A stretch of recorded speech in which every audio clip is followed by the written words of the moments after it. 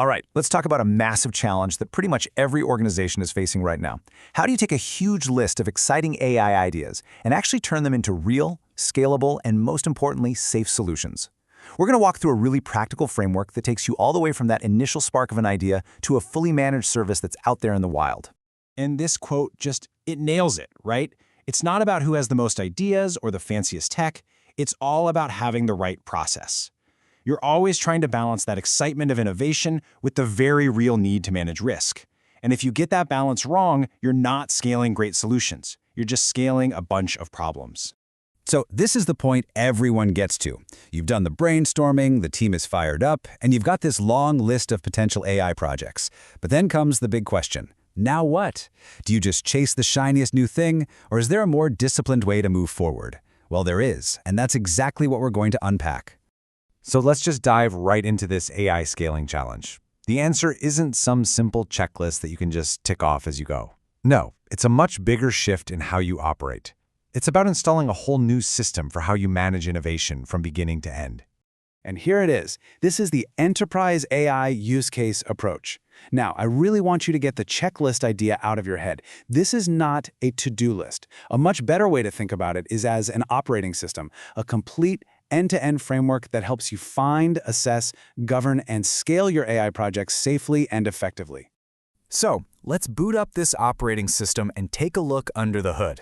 We're going to break down its core parts, starting with the 8 major steps that make up the entire life cycle of an AI project. These 8 steps are really the journey that takes an idea from just a concept to a living, breathing reality. You start by identifying real business problems, not just cool tech. Then you move into intake, prioritization, and a serious risk assessment. After that, you get into the fun stuff: design, a pilot, deployment, and finally, you enter that continuous loop of operating, monitoring, and always improving. It's the whole shebang. But here's the crucial part. This isn't just a one-way street where you barrel ahead no matter what. Woven into these 8 steps are 4 mandatory decision points. We call them gate reviews. And believe me, these aren't just for show. They are hard stops where you absolutely have to prove that a project is ready to move to the next phase. So the very first gate, we call it G0, happens right at the beginning, after an idea comes through the door. And the question it asks is just brilliantly simple. Is this a real business problem that's actually worth our time and money to solve? This gate forces you to validate the why before you spend a single dollar on the how.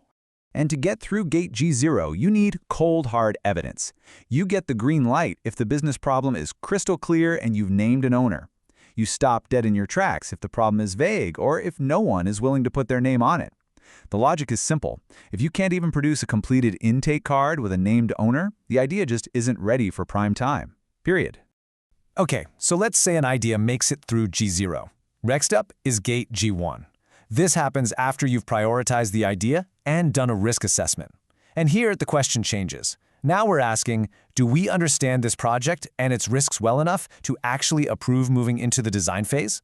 And again, the evidence required here is absolutely non-negotiable. You've got to have a completed risk assessment with all the controls clearly defined. You need sign-offs from your privacy and security teams. If anything is missing, you stop, you rework it, and you come back. This gate is what prevents risky or half-baked ideas from ever getting built in the first place. Now, gate G2. This one's the big one. It comes after you've actually built something and run a 90-day pilot with real users. This is the moment of truth. You have to answer, did this thing actually deliver the value we thought it would? Did we manage the risks we identified? And is the quality good enough to even think about putting it into full production? And finally, there's gate G3. But here's the thing. It's not really an endpoint. It's a recurring review, happening every quarter for every single AI system you have in production. It asks a powerful question. Should we scale this thing up, invest in improving it, or is it time to retire it? This process prevents what you might call governance debt. You know, those underperforming or risky systems that just keep running because nobody ever bothers to check on them. Now, you can't expect those 8 steps and 4 gates to just work on their own. They can't exist in a vacuum, right? For this whole operating system to run smoothly, it needs a solid foundation of continuous support and governance that's running in parallel the whole time. And that foundation is built on these 3 parallel tracks that are active across the entire life cycle. First, you've got governance and risk. That's all about making sure every project follows policy and has real human oversight. Then you have adoption and change, which is all about the people side, getting sponsors, training users, making sure the solution actually gets used. And finally, delivery essentials covers the technical nuts and bolts, things like security reviews and tracking performance KPIs. And what's really great is that this framework isn't just some idea we cooked up. It aligns perfectly with industry standards. As you can see here, the steps map directly to the 4 core functions of the well-respected NIST AI Risk Management Framework: govern, map, measure, and manage. So this system is built on a solid foundation of established best practices. Now here's a super important concept in this system, the governance band. Right when an idea comes in the door, you classify it as green, amber, or red based on its potential risk and impact. And this isn't just a label, it dictates the entire approval path and the level of scrutiny that project will face from that point on. The whole framework is also designed to be adaptable. You can plug in your own specific regulatory needs. For example, if you're operating in Australia, you can see how specific laws like the Privacy Act or standards like APRA CPS 234 get embedded directly into the risk assessment at Step 4. This way, compliance is baked in from the start, not just bolted on as an afterthought. Okay, let's zoom out for a minute. We've been deep in the details, but none of this works unless leadership is fully bought in. So let's boil this all down to the absolute essential commitments that every executive and leader needs to make. If you're a leader and you remember only one thing from this, please let it be this.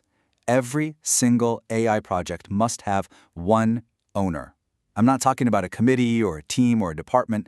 One single person who is accountable for both the business outcome and the risk. This rule is completely non-negotiable.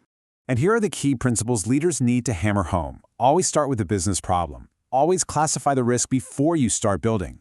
Treat data readiness as a hard gate, not just an assumption. And please understand that a pilot that doesn't have a clear end date isn't a pilot, it's unmanaged shadow IT. Once you're in production, you need formal IT service management. And finally, remember that pulling the plug on old systems is a critical act of good governance. Which brings us right back to our core idea. This is not about mindlessly ticking boxes. It's about installing an operating system for innovation in your company.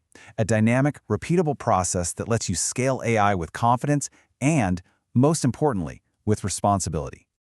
So I'll leave you with this one question to take back to your own organization. You know your AI program is accumulating more and more use cases, but is it also accumulating discipline?